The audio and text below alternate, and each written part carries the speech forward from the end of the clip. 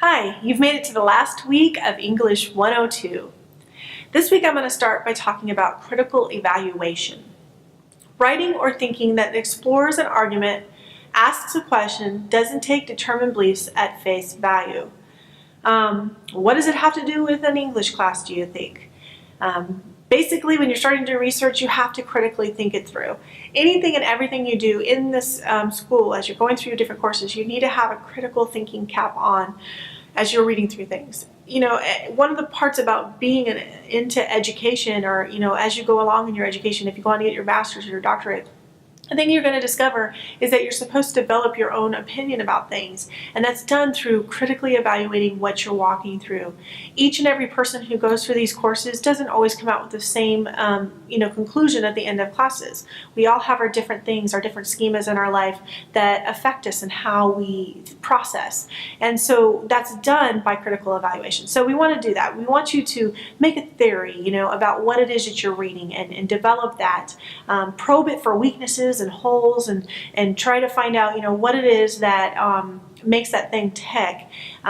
Is it illogical? Is it inconsistent?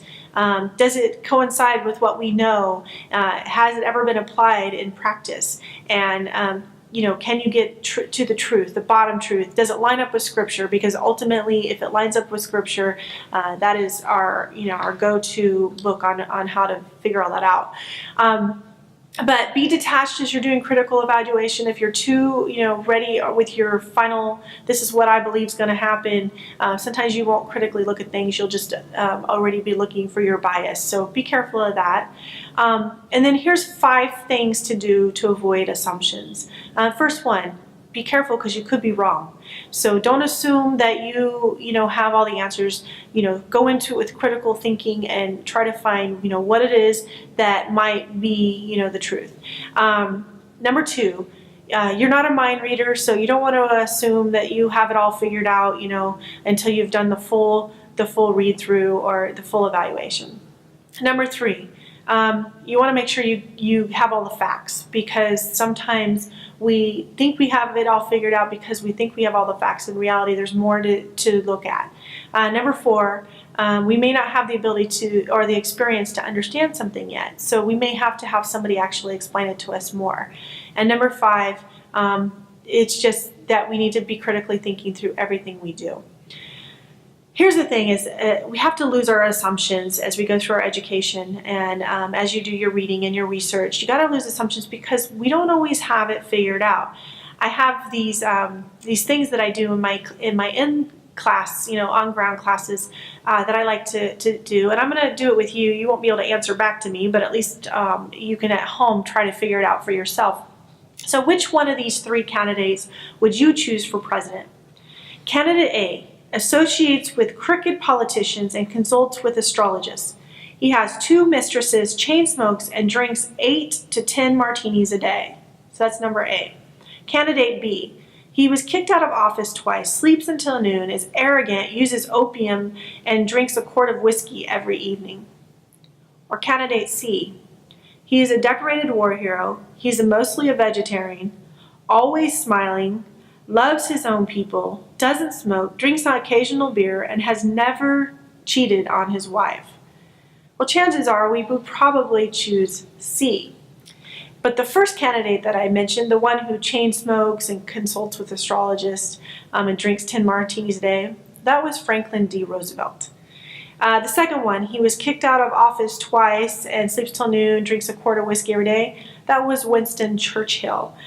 And the final one, the one that was a dedicated war hero and a vegetarian, always smiling, never smoked, never cheated on his wife, that was Adolf Hitler.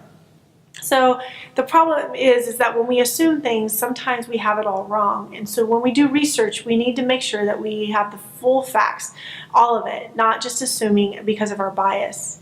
There was a boy who was cut from his high school basketball team, Michael Jordan.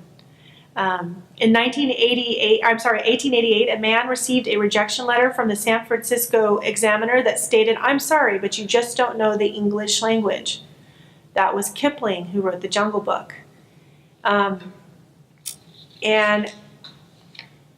There was a boy that didn't speak until he was 4 and didn't read until he was 7. Now you can imagine what the doctors did with that.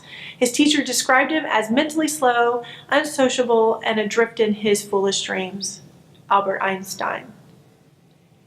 In 1944, Emmeline Snively, director of the Blue Book Modeling Agency, told a woman, "You better learn to secretarial work or get married," because she wasn't going to make it as a model. That was Marilyn Monroe. One of the executives at Decca Recording Company turned down a rock group because he said, we don't like their sound and groups with guitars on their way out. The Beatles.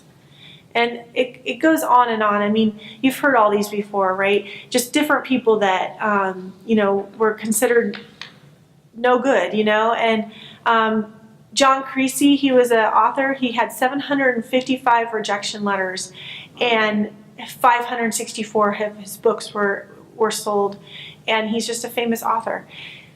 Just because it feels in your life like, you're discouraged and, you're trying to get through college, you've probably done a few classes now, and sometimes it feels like, people are telling you maybe you can't do it or it's just too much. Just remember that the only difference between people who make it and people who don't are the people who make it didn't quit. And these people I just listed to you, that was their story, is they didn't quit. And that also just shows that just because we see something, like how the scripture says, man looks at the outward appearance, but God looks at the heart. And it's the same thing with material. As we're doing research, be really careful about looking at the skin and not the skeletal, because chances are if you go deeper, you might find more and you might discover more. And it's really important that you can build a good, solid argument, that your opinion will hold up, and that's all done through using, credible facts and credible research that will help you out through your journey. Anyways, it's been a pleasure. I hope you have an amazing time in your next class, and that you get those papers in on time so that your professor can grade them. Have a great day. God bless you as you continue your time here at San Diego Christian College.